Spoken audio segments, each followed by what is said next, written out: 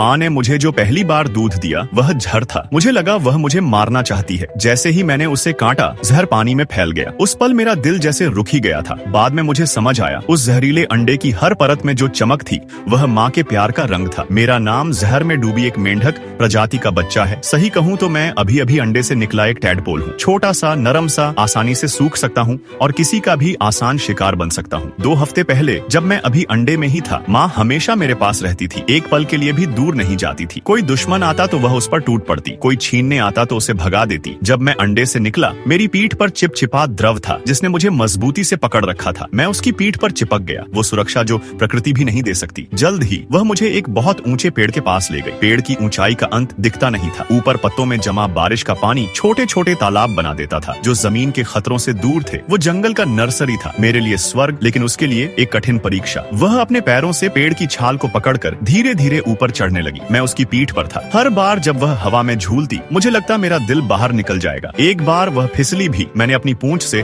उसे कसकर पकड़ लिया। वह रुकी नहीं, कुछ बोली भी नहीं। उसकी धड़कन उसकी मांसपेशियों के जरिए मुझ तक पहुंच रही थी, मजबूत और स्थिर। आखिरकार उसने मुझे एक छोटे से पानी के गड्ढे में छोड़ दिया। पानी ठंडा था। मुझे लगा अब मैं सुरक्षित हूँ, लेकिन जैसे ही वह गई, खतरा आ गया। एक मकड़ी पत्ते के किनारे पर मंडरा रही थी। उसकी 8 टांगें धीरे धीरे आगे बढ़ रही थी। उसकी नजर मुझ पर टिकी थी। मैं कांप रहा था, हिलने की ताकत भी नहीं थी। तभी माँ वापस आई। उसके शरीर से एक अजीब सी गंध आ रही थी। बाद में मुझे पता चला वह जमीन पर गई थी और चींटियों को खाया था। वह उन्हें खाने के लिए नहीं, बल्कि उनके जहर को अपने शरीर में लेने के लिए खाती है। वह जहर उसके शरीर में बदलकर एक सुरक्षा बन जाता है मेरे लिए। वह पानी के बीच में आई और एक अंडा दिया। काला चमकता हुआ अंडा पानी में तैर रहा था। उसने मेरी ओर देखा। आवाज नरम थी, लेकिन आदेश साफ था, बेटा काटो। मैंने अंडे को काटा। एक पल में जहर पानी में फैल गया। पूरा तालाब मौत जैसा लगने लगा। मुझे लगा मैं मर जाऊंगा, लेकिन मैं ठीक था। मकड़ी ने जैसे ही पानी छुआ, उसकी टांगें सिकुड़ गईं और वह भाग गई। तब मुझे समझ आया, माँ ने मुझे जहर नहीं दिया था, उसने मुझे सुरक्षा दी थी। उसके बाद वह रोज आती, हर दिन एक जहरीला अंडा देती। मैं उसे काटता, जहर को अपने शरीर में लेता और वह मेरा कवच बन जाता। मुझे लगा अब मैं सुरक्षित हूँ, लेकिन प्रकृति कभी आसान नहीं होती। एक दिन तेज तूफान आया, बिजली कड़की, पेड़ टूट गए और मैं पानी के साथ नीचे गिरने लगा। जब मैंने आंखें खोली, माँ वहीं खड़ी थी। वह गई नहीं थी। उसने मुझे फिर अपनी पीठ पर उठाया और एक नए पेड़ की ओर चल पड़ी। फिर वही चढ़ाई, वही संघर्ष, और मैं फिर उसकी पीठ पर,